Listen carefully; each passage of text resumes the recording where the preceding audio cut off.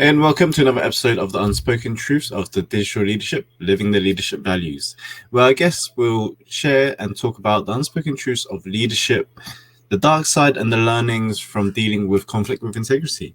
And today I have an entrepreneur, coach, hypnotist, broadcaster, founder of Modern Mindset podcast as well. And he also has many other businesses. Adam Cox. Excellent. Thank you so much for inviting me on the show today, Jono. Thank you, Adam, for being here. I appreciate that. And apologies for the mishmash of your introduction. I know you have many other things going on as well. No, it's absolutely fine. I'm just glad to be on the show. So, Adam, tell us about a bit what you do and how did you get into broadcasting, hypnosis, entrepreneurship? It's a real mixture, really. So I think I had an interest in business. I wouldn't have called it entrepreneurship back then, but I had an interest in business as a child, partly out of scarcity. So my dad decided at the age of like 33, something like that, to go back to university. And when he did that, suddenly the income in the house dropped a lot. And I must have been about 12, 13 at that time. So it's an age where you're trying to find your identity. And then suddenly there's virtually no money in the house. And I remember just feeling ashamed, feeling embarrassed that my birthday present, I think when I was 13 years old, was like a £6 pair of trainers, and it was unbranded. And at that point in time, the trainers was your status within school. And I just had the worst. And it kind of made me feel embarrassed, feel ashamed. But at the same time, it gave me this desire to start taking responsibility for my own kind of income at a very young age. And I started doing paper rounds. And then I took the money from the paper rounds, went to car boot sales, bought things cheap. Got very good at haggling because you don't want to spend any more than you can get away with. And then there was, at the time, the equivalent of Gumtree or eBay now, but there was free ads papers. So then I would sell these things that I'd bought for a profit and just realized that by doing that, I could actually make money for myself. And that was a real wake-up call. But around that same time, I had a huge interest in learning. So I was one of these geeky, kind of children that would go to the library, and I just drifted towards the personal development section, the self-improvement section, and I was reading books on psychology, speed reading, mnemonics, all this kind of weird stuff. But it was only on reflection I kind of figured out where that came from, because I had this deep ingrained belief throughout my childhood that I wasn't good enough. And I guess in my child mind, I thought, well, I'm not good enough as I am, so maybe this kind of stuff will make me better.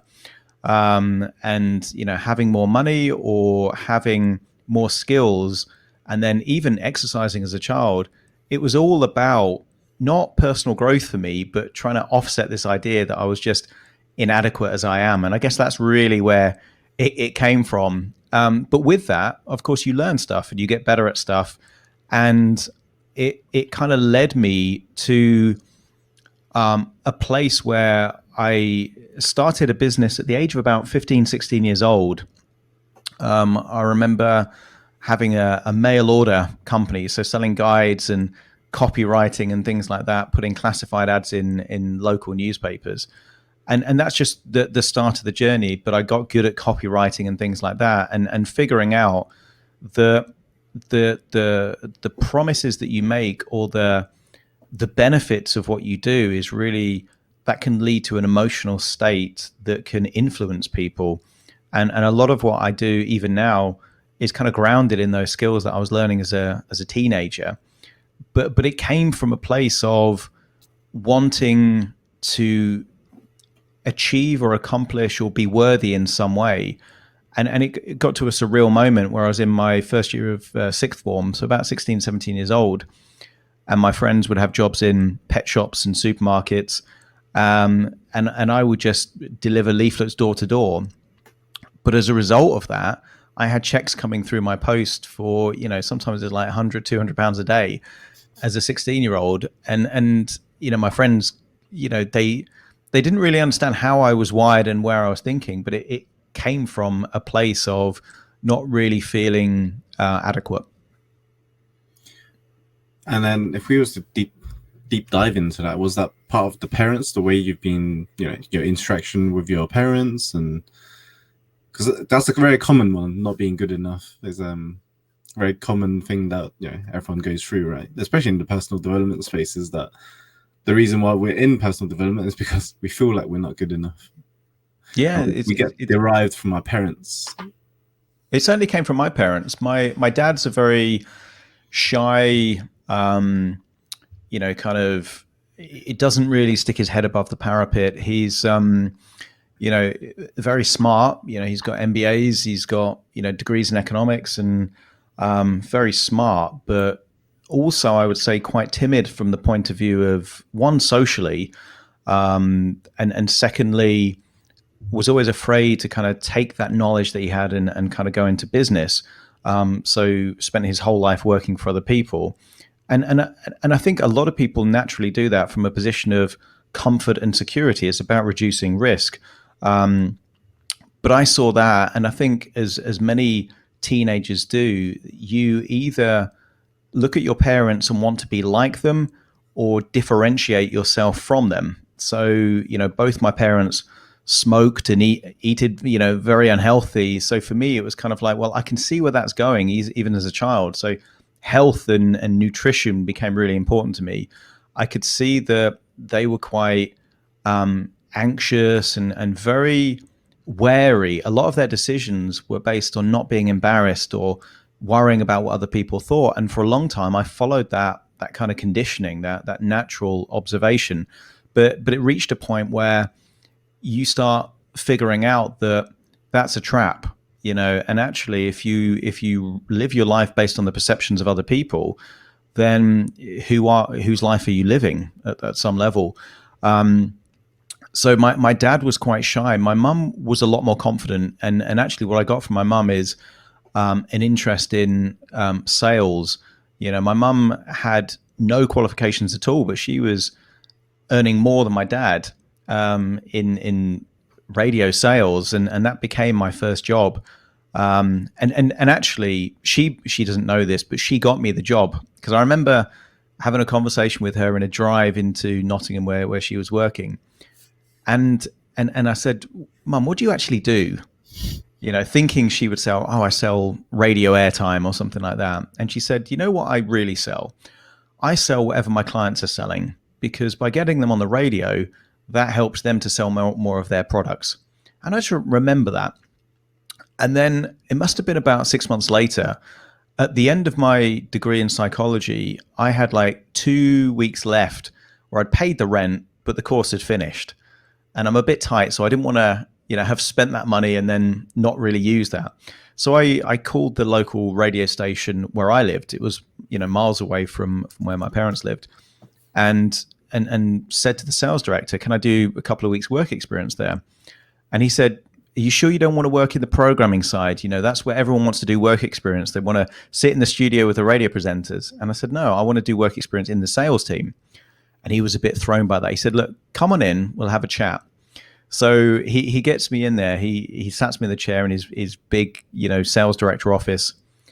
And he says, "Adam, I've got a question for you. What is it that we sell?" And I remember smiling even then, because I thought, this is such an opportunity. I said, "You think that I'm going to say that you sell radio advertising or airtime. What you really sell is whatever your clients are selling."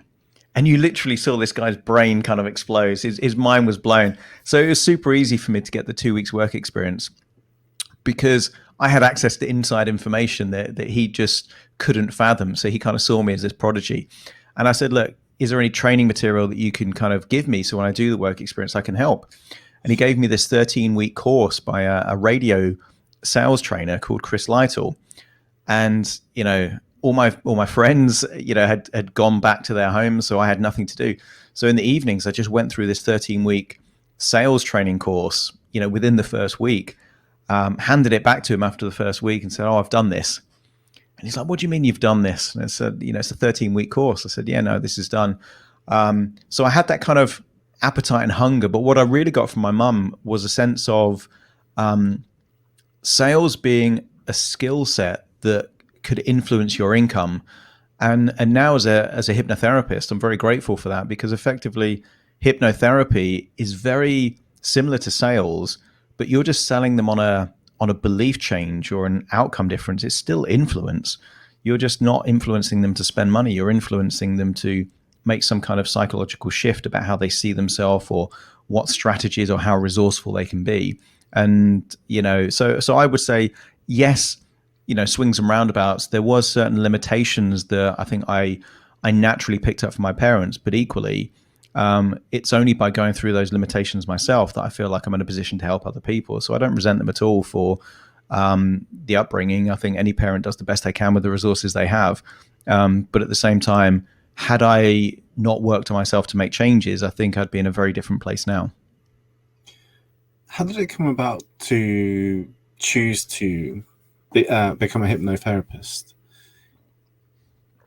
Yeah, so I had an interest in hypnosis even as a teenager. I remember reading books on stage hypnotism, doing little tricks with people with the magnetic fingers where they join together and where the hands wouldn't open. So I remember doing little tricks like that and it working at some level. Like, people wouldn't be able to open their hand after I said that their hand is like, metal that's all melted together and kind of bound. So I realized that, I had a natural kind of talent for people perceiving me to have this kind of skill to influence them in some way. But actually, where it really came about is that I set up a PR agency. I still run that PR agency now. And for many years, that was what I did, because I had a passion for business, the psychology of influence, the psychology of perception change, which is really what PR is. But it reached a point where I got to about, 6 years ago now, and just this recurring thought of hypnosis and psychology and all the books that I would read and the videos that I would watch that I'd be really interested in had nothing to do with public relations, like absolutely nothing, and all to do about this kind of using, psychology or hypnosis to make changes. And I was reading a book called Money Master the Game by Anthony Robbins. And part of a chapter there was about, there's so many ways to make money. You might as well make money in an area that actually gives you fulfillment or there's a genuine interest in. And I remember mapping it out in my head that, well, I've got this interest in hypnosis. I've got an interest in intellectual property. I've got a love for kind of like audio kit and all this kind of stuff. What could I do that takes all these things that I'm interested in and could potentially create an income? And hypnosis was it. And literally the day after, I signed up for a hypnosis course, and then did quite well in that course. And I wasn't that academic at school because I didn't really have an interest in academia. But this particular area, doing a postgraduate qualifications in clinical hypnotherapy, I got 2 distinctions. I had a natural kind of competency there. But also, when the class finished, and this was a few years ago, I'm talking to other members of the class, and I'm saying, right, well, what's your business going to be called, and where are you going to get clients? Where's your clinic going to be based? And all of them, with the exception of 1 or 2, were highly nervous, and they were convinced they had to do a master's degree, or they were convinced they had to be mentored for like months and months. And I just had this desire to kind of really go out there and kind of see how quickly I could build this hypnotherapy practice. So I got a clinic on Harley Street, and put my prices way higher than they should have been for someone with such limited experience. But I kind of sold it to myself that if I set my prices at a certain level, it's my duty to be that competent to deserve that money. And everyone was telling me I should set my price at like £50 an hour and this kind of stuff. It's like, no, we're going to set it at £200. And they said, well, how are you going to get any clients if you set it so high? But for me, the justification was, if I don't set it high enough, I won't have enough motivation to actually give up my time to do the thing. So it had to reach a point where it was worth it. But being in Harley Street and setting my prices at that level, and knowing how to build brands and knowing how to market and knowing how to get quality PR coverage for myself, it attracted high caliber clients, it attracted celebrity clients. And then that also gave me huge amounts of experience, because as a part-time hypnotherapist, I was busier than some full-time hypnotherapists. And I'm a big fan of, when people really get good at stuff, it's because they immerse themselves and they do it a lot. Nobody becomes a good driver by passing their test. They have to spend time on the road. So for me, that's how it was with hypnosis. If I wanted to be a good hypnotist, I needed to work with loads and loads of clients. And obviously, the more you do it, you find out what works, you find out what doesn't work, you get better. And also confidence grows as well. So that's really where hypnosis came from. It was always a passion there. And I think intuition for me is if something, pops into your head once and never again, it's not really aligned with your mission or your purpose. But if it keeps knocking, it's your duty to answer that and pursue it, because it's probably a clue that that's really where you're meant to be, kind of spending time in. I'm glad you touched upon intuition, because that was like the next thing. Was like, it's a nice place to go into. How did you come across into the super consciousness and spirituality, intuition? What would be your deep dive in that? Like, when was the time you decided, oh, I feel did you have a time when you feel like you need to do some self-discovery, or just want to do a very deep dive? I'm sure you do that in hypnosis as well anyway, but just curious. For me, getting into personal development in my early 20s, late teens, Jim Rohn was a big proponent of keeping a journal. And I think the nature of keeping a journal is that you start reflecting a lot, and certain things that come up, what makes you anxious, what makes you excited, you get to reflect on that. And that's, these emotional states are rarely consciously chosen. Nobody sits there saying, I'm going to get myself excited. Maybe a few people do these days, but rarely, the emotion normally flows from something going on that you're not consciously aware of. So I think I've always had this desire to kind of work on myself, get better. And intuition, I think, is a big part of that, because that, for me, intuition is the things that you can't really describe, but are there. So inner dialogue, that for me is intuition.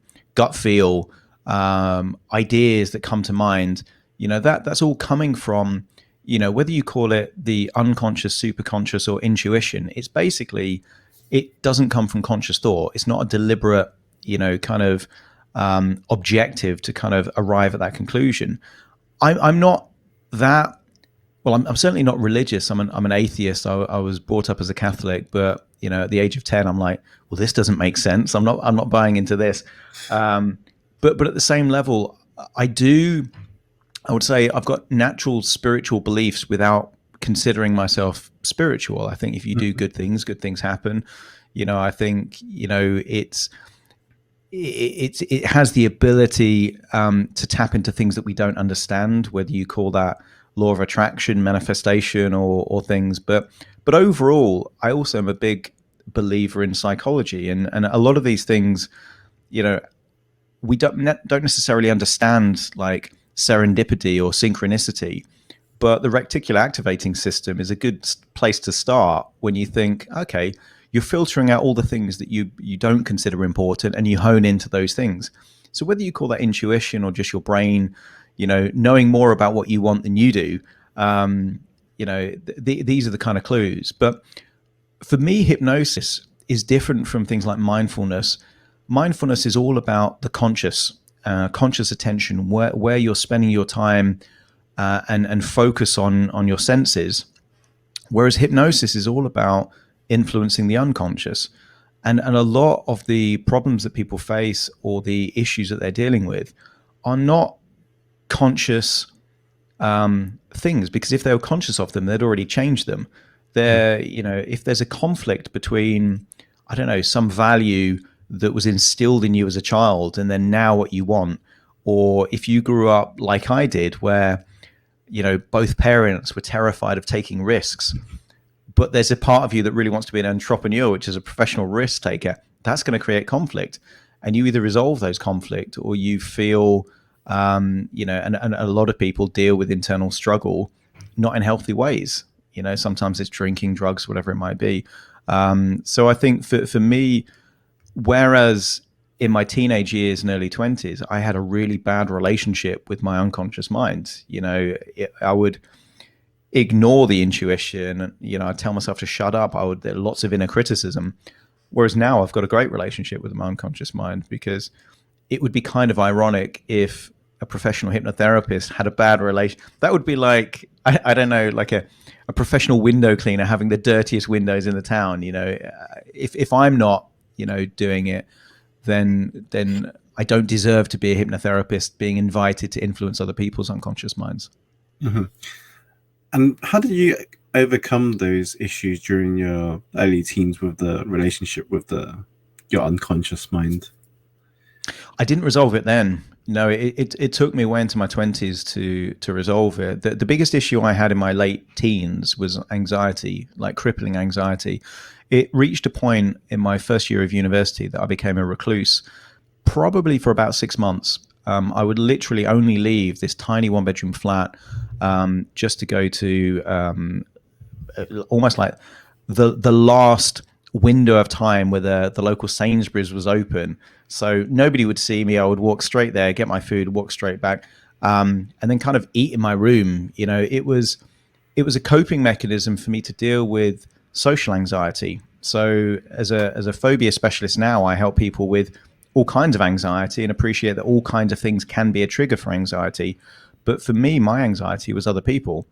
And it's hard to live a life if people are the thing that, creates anxiety, because the number one strategy for dealing with anxiety is avoidance. So that's why I was a recluse. I was avoiding people because that was the source of my anxiety, without realizing that it was more not the people that were the source of the anxiety, but my perceptions about people and my worries about them evaluating me. And of course, you create a self-fulfilling prophecy. If you avoid people, you're the weird one, and then people do evaluate you in a way that makes you feel bad, and then the cycle continues. So I had to break out of that, and that really led me to do a lot of research on anxiety, because I needed to fix myself. I knew that it could only go one of two ways. I either change what was happening so I didn't feel this severe anxiety, or accept that I would live the rest of my life in relative isolation. And what kind of a life is that? So unconsciously and not deliberately, I'd created enough emotional leverage to think, right, I've got to sort this, because otherwise I've created my own prison. What was it like climbing out of that prison? I'd love to say it was easy and it happened straight away, but it was, it was really tough. It was really tough because I was almost a slave to this idea of consistency, that people have seen me in a certain way, so they're going to have to expect me to be in a certain way. And then that's where the conflict was, because I didn't want to be that person, but equally, I didn't want to be this kind of fake person that was completely different from the person that they knew.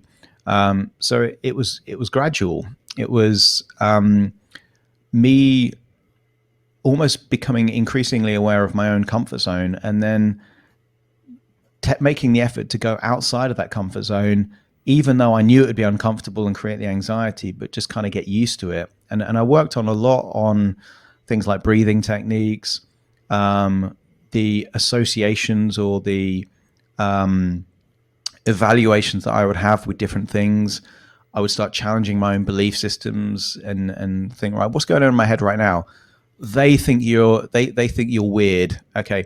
Well, how do I know that they think I'm weird? And it was all the meta model stuff that you get from Bandler and Grinder in the early days of, am I mind reading here? What assumptions or presuppositions am I, making? And all the kind of foundations that I use now when I'm working with clients, and they say, I can never lose weight. And it's kind of like, or never? because we could chop an arm off right now and you would lose at least a few kilos. What you can never lose weight. And then what I was doing really on myself was challenging those beliefs and saying, are any of this real, genuine stuff? Is it true? Is it useful? And if it isn't, what could I replace it with? But it took place over several months, and I think along the way, of course, you make mistakes, you have setbacks, but it was increasingly. It led me to a point where I got to, I think, 23 years old, where I'd got a job in a central London PR agency and basically blagged it, basically pretended to be this ultra arrogant, ultra confident, basically a bit of a dick. And by doing that, I had to be congruent with that because they didn't know who I was before. So I had to kind of almost be that resourceful, because you can't be that cocky and arrogant and not walk your talk. So I did that and realized that I actually was quite good at influencing people, quite good at selling. And I started thinking, well, if I can make this much money for this company, I can do it for myself. So at the age of 23 years old, I set up a company called Radio Relations, which I still own that brand as part of the Relations Group. But it was the first time really that I had to make the decision to really back myself 100%. So I'd saved up about £15,000, which was my seed capital. And then it was a case of, I then had to turn this idea into an actual business. And everyone that knew me as this unconfident, kind of insecure. And they're like, what, you're going to run a PR agency? No, you need to get yourself a job. You need to do this. But it was my opportunity to be the master of my own destiny, because I just thought that while I'm an employee, I'm not in control here.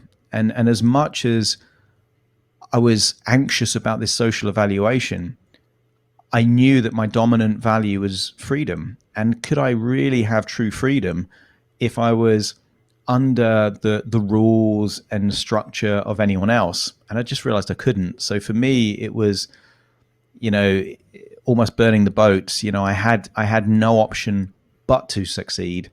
And I'm a big believer that we've all got more resources than we realize. And if you put yourself in a situation where you have to do it, because the alternative is humiliation, losing all the money you've saved, and just kind of failure, whatever that definition means to someone, then 9 times out of 10, you're going to find a way to make it work, or you're going to learn really valuable lessons that are, infinitely priceless in the future. But it sounds to me that you just decided to take huge 100% responsibility for your own destiny, your own behavior, your whole process, I would say. Like you eliminated, all complaints about, is other people's fault, is the blame game and all that, but you just took 100% responsibility and said, this is all me and it's all or nothing for me. Yeah. And that was a big shift, because when I did have that severe anxiety, I was playing that blame game in my head nonstop. Why couldn't my parents have been more confident? Why couldn't they have, helped me to be more social? These idiots at school, why did they do that? And once you play that game, it's difficult to get out of that, because you've got a reason. You've got a reason to justify your misery, and I had that. But it reached a point where I thought, if things are going to change, I have to take that responsibility, because, my parents might have, raised me, but I'm an adult now, even if it was a young adult, 19, 20, it's up to me, and now that idea of extreme ownership that Jocko Willink is such a big fan of, I kind of feel like I've had that, since I was like 20 years old, that if I'm gonna do something, it's down to me to do it, and what naturally happens when you take that level of ownership is that things that phase other people stop phasing you, because you just have this inner faith and trust that you're gonna sort things out, like things are gonna be okay. which then itself becomes a self-fulfilling prophecy. So I've been in situations and I look back and it's like, how the hell did I manage that? And it's kind of like, I'll give you an example of one of them. This office that I'm based in now, at the age of 25, 26, I bought this place at an auction. And I'd never bought a property before, let alone a property at auction. I won the bid, knew nothing about it. They made me pay 10% on a debit card. And then they said, I've got 28 days to find the rest of the money, or I lose that like money that I've just put on the debit card. You get highly resourceful. And I remember thinking, this is just going to be, I'm going to find a way to make this happen. And I did. And this property's pretty much quadrupled in value. But if I'd have really thought about it and thought about all the what ifs, I'd have never done it. I just kind of think, well, I'm going to make it work. And if I don't make it work, I'm going to learn. And it doesn't always work out. I've got a property in North Yorkshire. It didn't go to plan. I'm probably going to lose 20 grand on that. But overall, like if I add up all of the decisions that I've made, have I had more wins than losses? Totally. So I'm not going to get angry or kind of regretful, because it's like my ability to make decisions that most people wouldn't make has given me a lot of really good things and a bit more exciting assignment as well, because I think had I just followed that employee pathway, I wouldn't have had anywhere near the amount of fun and creativity and opportunities that I've had. And I certainly wouldn't be able to have a primary source of income and then this hypnotherapy thing on the side. Whereas right now, I can do this podcast with you. No one's kind of saying, well, where's Adam? I run the company. I can do what I want. And it's that element of freedom that I always wanted that I have, not just to kind of make my money in the way that I want to make it, but also do what I want to do in the way that I want to do it. And I think, it's a strange thing, but hypnosis and psychology, that's not most people's, area of excitement or hobby, but it is mine. So I've created a life where I can kind of do the things that interest me. I don't have to worry too much about other people. So it's creating the path of creativity, the ability to keep creating and making a difference. I would say creativity is the one consistent thing. Creativity and innovation. I have a couple of podcasts, Modern Mindset you mentioned, but also The Hypnotist. And what I really like doing with the Hypnotist podcast is creating hypnosis sessions that just have never been done before. Hypnosis sessions inspired by movies or books or ideas. I recorded one 2 days ago where you get to, through hypnosis, visit the 7 ancient wonders of the world. Like, what a random idea. But interestingly, each of those wonders of the world tap into a resourceful state. So, that kind of ingenuity of whoever created the pyramids, you get a bit of that. Or, seeing the statue of Zeus, you get a sense of his strength.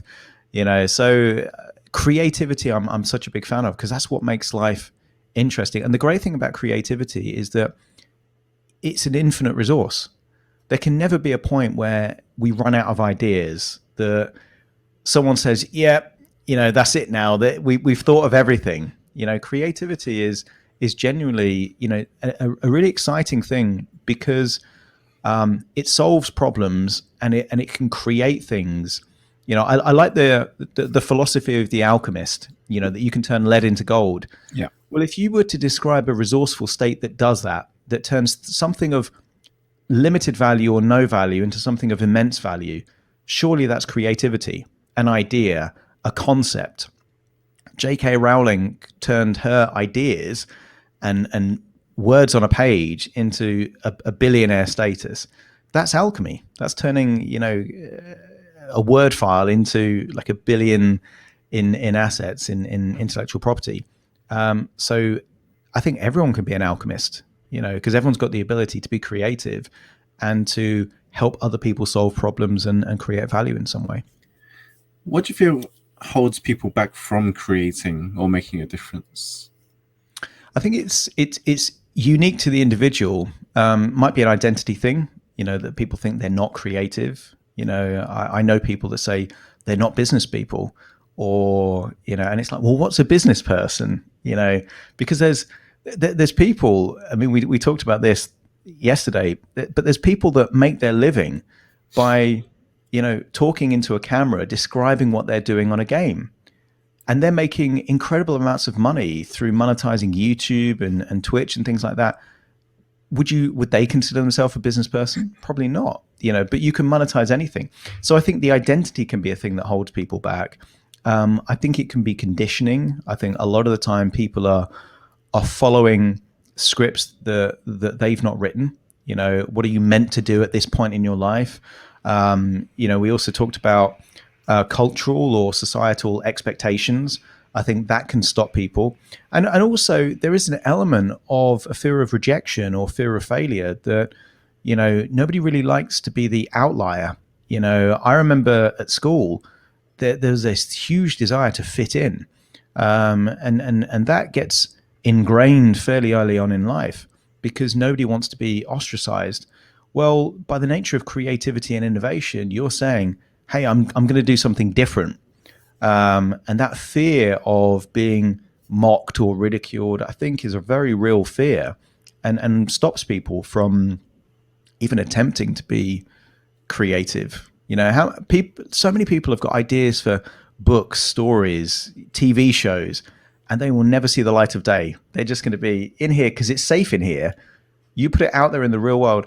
And as much as we can laugh at people going on like talent shows like X Factor and Britain's Got Talent, even the people that aren't very good, the fact that they're out there actually doing it, trying to be creative or trying to, pursue some kind of dream or ambition, they're still infinitely ahead of the people that are too afraid to kind of seek out those kind of opportunities. And I'm a big fan of people that takes risks because win or lose, you're going to learn something from it.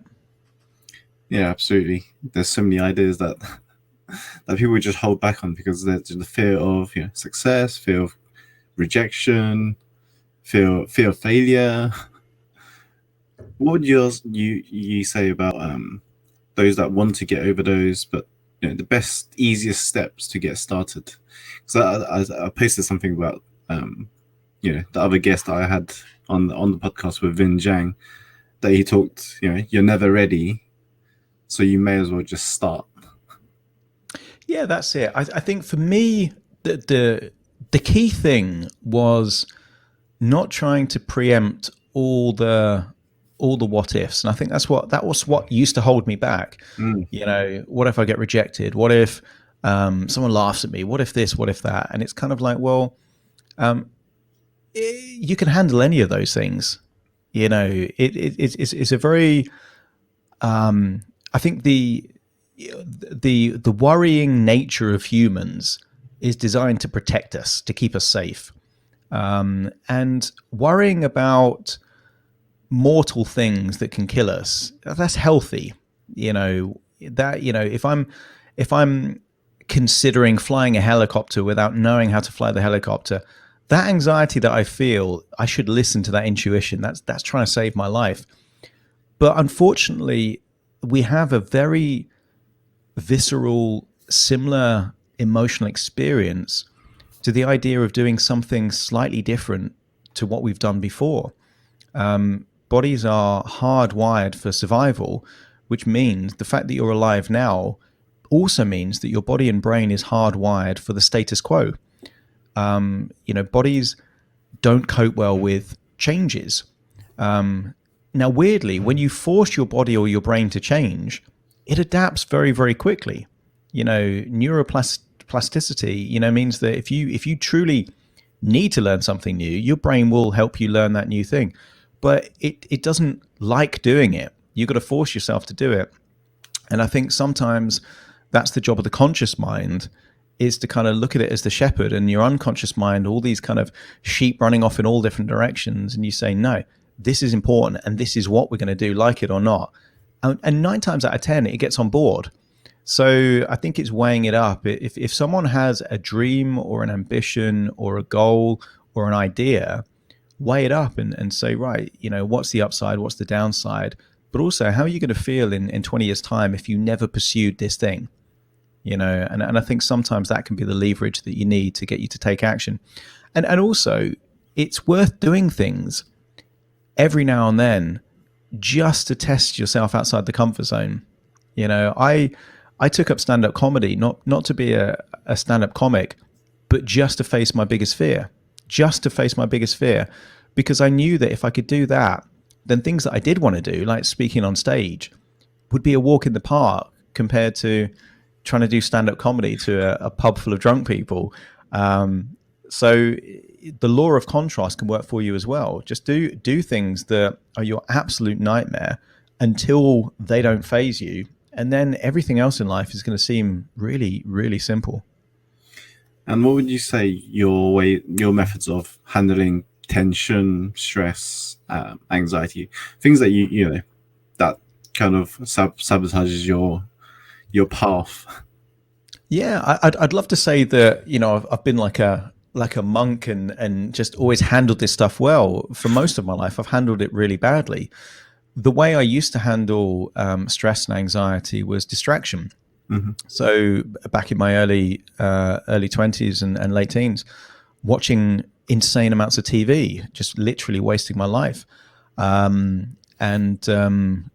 gave up alcohol about 2 years ago, but that was also a way that I would deal with stress and anxiety. It's kind of just numb that. You have a few beers, doesn't feel so bad. Or if you can't sleep, then again, there's ways that you can kind of self-medicate to deal with that kind of stuff. But more recently, I treat it all like a feedback loop. So if I'm feeling stressed, then is it because the demands that I'm placing on myself exceed my current resources, and can I reduce those demands or increase my resources? So I treat it like a feedback loop. If I'm feeling anxious, I'm going to trust my intuition enough to say, right, either I need to prepare or avoid something. Which is it, and what do I need to do? So whereas before I almost wanted to kind of like drown out the kind of the inner dialogue and the inner feelings, whereas now I just trust that my intuition, my unconscious mind has got it's trying to help me, and I think that's a useful way of thinking about intuition and the unconscious mind, is that there's a positive intention behind these feelings. The mind, the body does not want you to be miserable. It doesn't want you to be depressed. It doesn't want you to be stressed or anxious. Try and figure out what that positive intention is and see if you can learn something from it, because then it's not just you taking on the world, it's you and your team within your unconscious that has way more ability to perceive and evaluate things than you'll ever do. But that wasn't always the case. And that's a relatively new thing for me.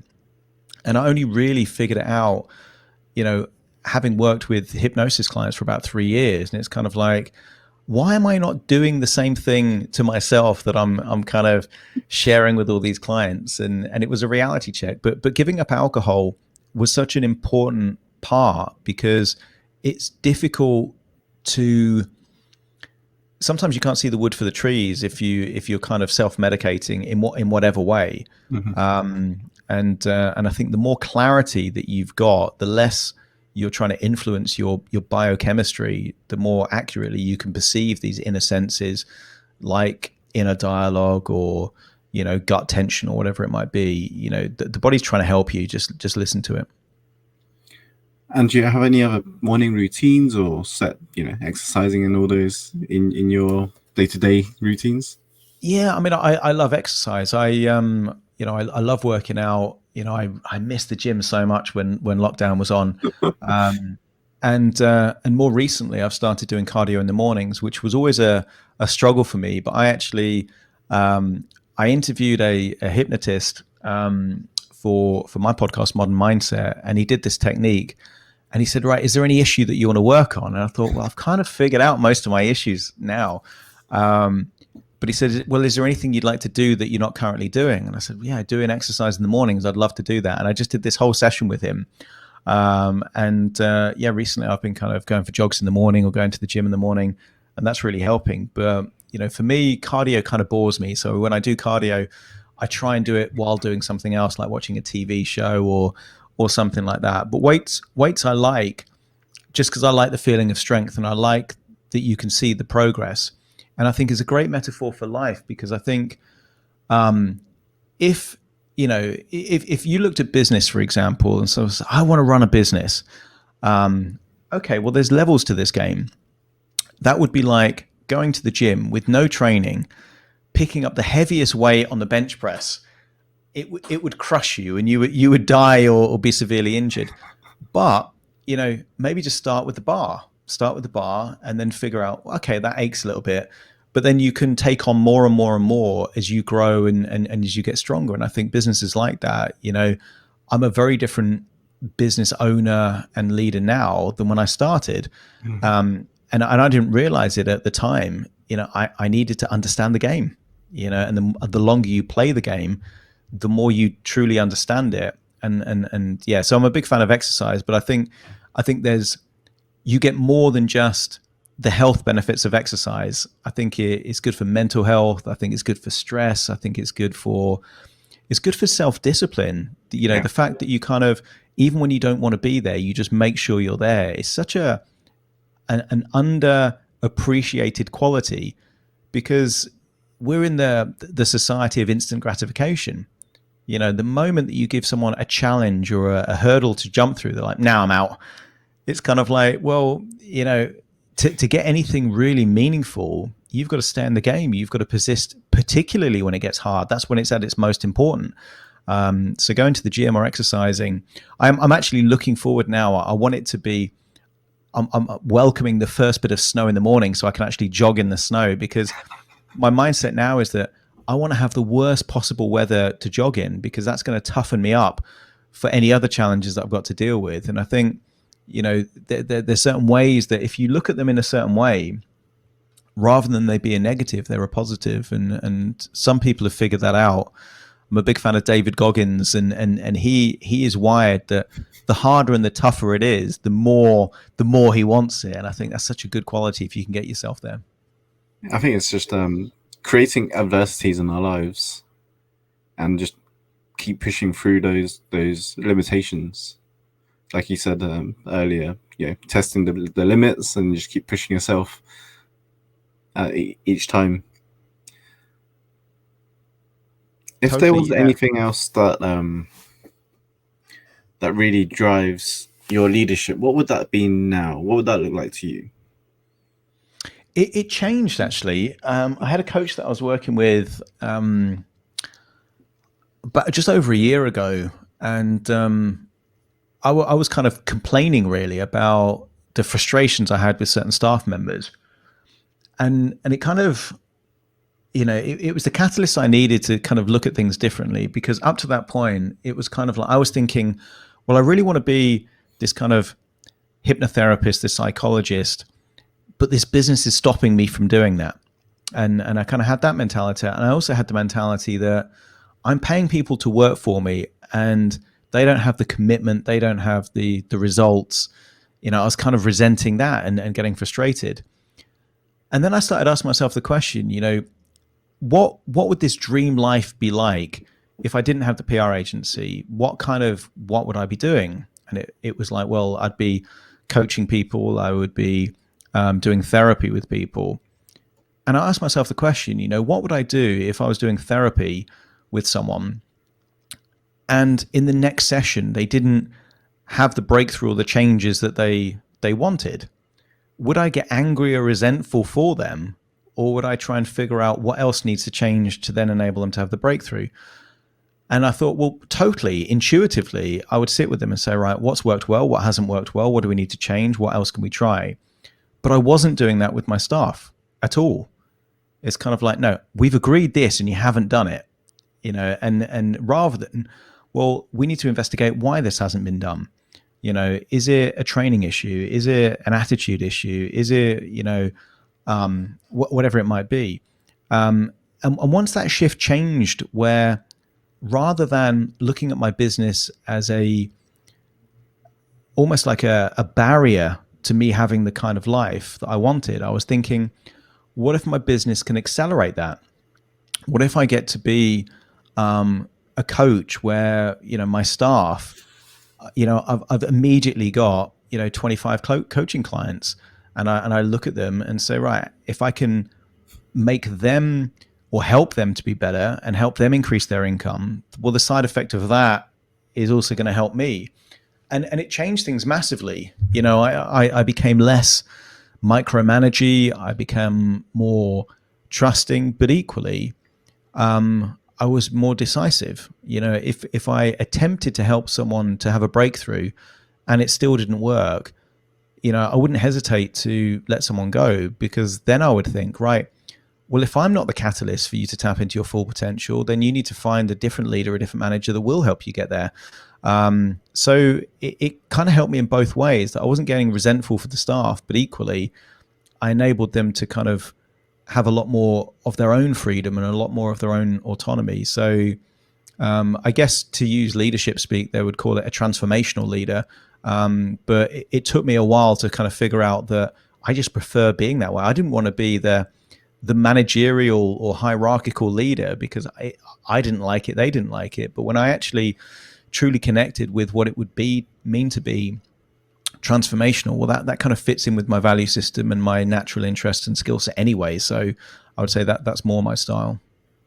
Yeah, I love that you used the word transformational and connection as well, because it seems a lot of leaders nowadays there is no connection, or it's just down to management instead of leadership or guidance.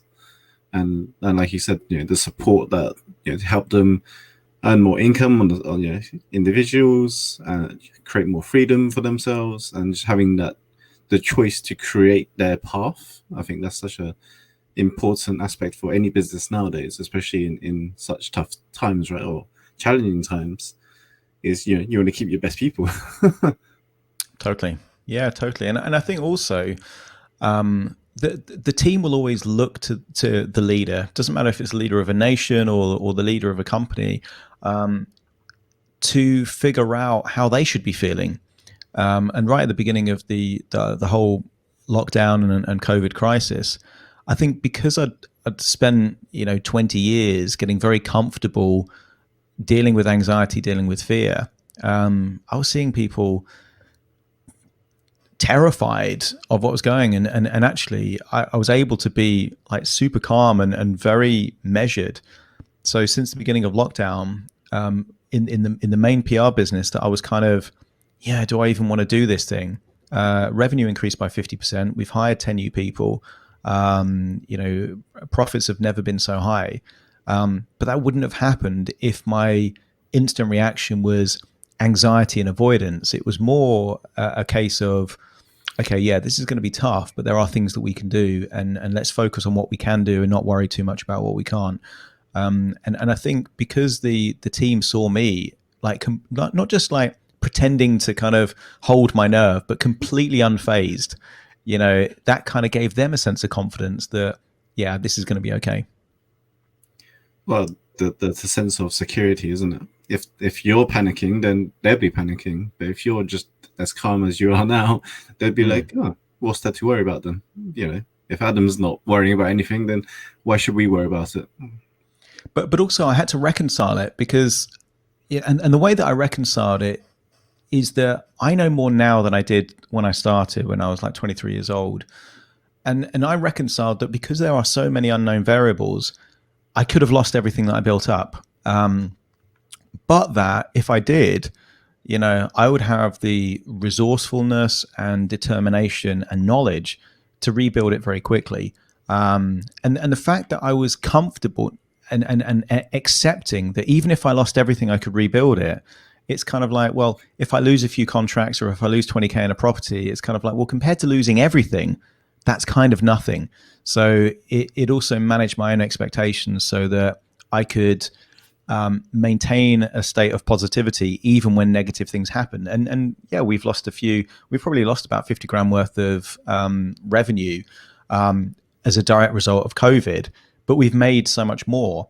But if I was angry and pissed off that these things were happening, that would have actually unintentionally eroded our ability to, do some of the positive stuff. And I think, yeah, bad things happen. Bad things happen for all different reasons, but accept there's things you can't control, but really hone in on what you can control, and what you can control, which I didn't realize for most of my life, is that your emotional state is one of those things that you can control. And if you can kind of get yourself in that kind of positive and resourceful emotional state, then you can jump ahead while everyone else is freaking out. And I think that's a very useful skill to have. Awesome. And if there was to look out for what you do, and how can they find you and connect with you, where can they go? Yeah, so there's a few places. So just a bit of information about me. You can go to adamcox.co.uk.